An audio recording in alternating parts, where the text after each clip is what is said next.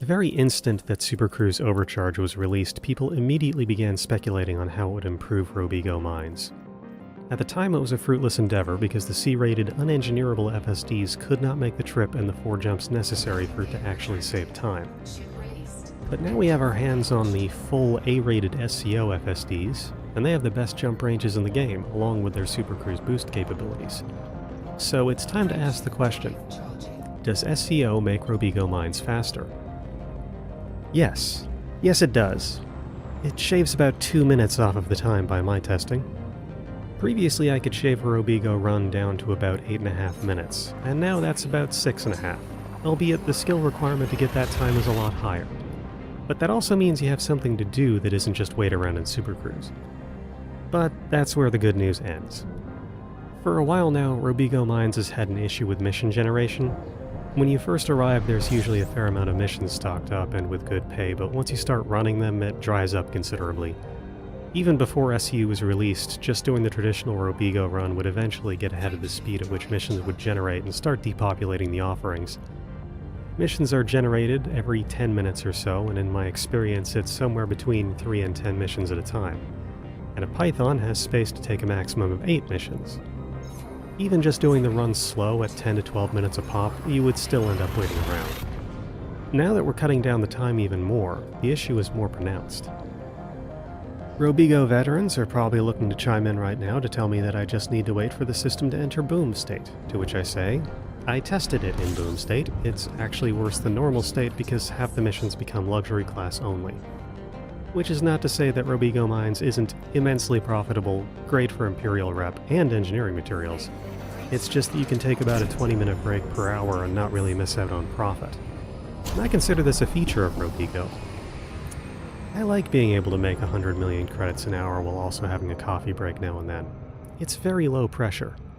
Robigo Mines is the pillar upon which I bought my first fleet carrier, and unless you happen to be playing back in the heyday of the low-temperature diamonds, it was probably yours too. It's good money and highly reliable, even though you may get faster money gibbing Thargoids in a surface station conflict zone as long as the fun police don't show up with their anti-guardian field, or unloading agronomic treatments from fleet carrier trade missions. Both of these activities require you to be in the right place at the right time, and there might not be a good opportunity on any given day. But Robigo is always waiting. Unfortunately, shaving time off of the Supercruise travel during the Robigo run, most particularly the travel from the Southest Star to the Sirius Atmospherics Beacon, doesn't really revolutionize the profit per hour or ease of use.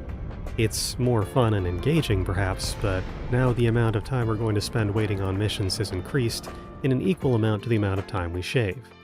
It's nice that the round trip only costs 16 tons of fuel, so we have a nice buffer to use Overcharge.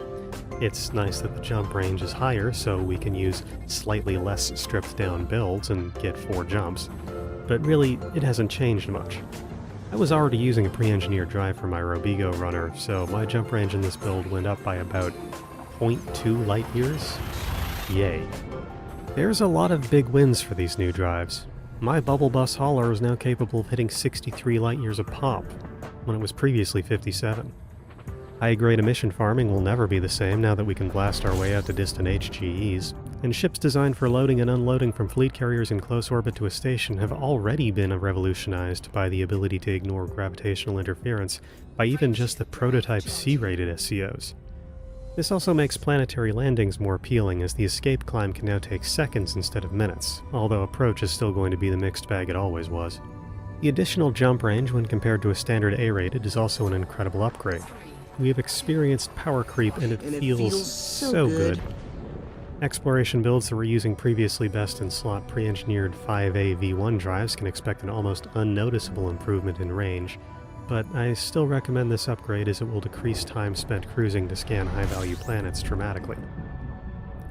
It's also useful for quickly getting away from the star so that scan targets in the FSS aren't obscured. Ships that don't use Class 5 drives get a substantial improvement, however at a significantly lower material cost than acquiring a new V1 drive. Just 7-ish data mined wake exceptions rather than 18. Owners of the Community Goal pre-engineered drives can now lick their wounds of their restricted access drives becoming practically obsolete owing to the fact that they can now own more than 1 or 2 drives of such capability at a time, and won't have to juggle modules. Also, we don't ever have to worry about a future update breaking the ability to add Mass Manager to pre-engineered drives. An issue that we had for a few months prior following Update 18. Also, hey, check this out. The stripped-down Jump Conda can almost hit 87 light-years now. The road to Colonia just became an expressway. I've never preferred to do deep space exploration in an Anaconda. I prefer to not have to mail my congressman for approval to make a U-turn, but if anything was going to convince me to leave my Crate Phantom in the hangar, this is definitely it.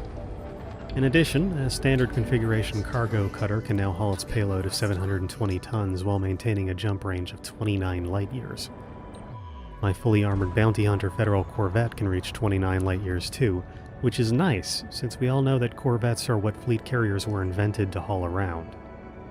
Strictly speaking, the double pre-engineered drives aren't worthless. The faster boot sequence that they've been outfitted with is still circumstantially useful in combat builds that are so mortgaged for power capacity that their FSDs shut down when their hardpoints are deployed. But users may still prefer the convenience of SEO over a faster escape. If you're currently pondering what to do with your V1 FSDs, I recommend buying a bundle of Diamondback Explorers at a Liyang Rui system, as they are the cheapest ship that are capable of fitting one. Overall, this has been an exciting new development, and has gone far to quell the agonizing fury in my heart over having missed the Blue Star Line community goals for the pre-engineered drives. You're off the hook for this one, FDev. Just don't do it again.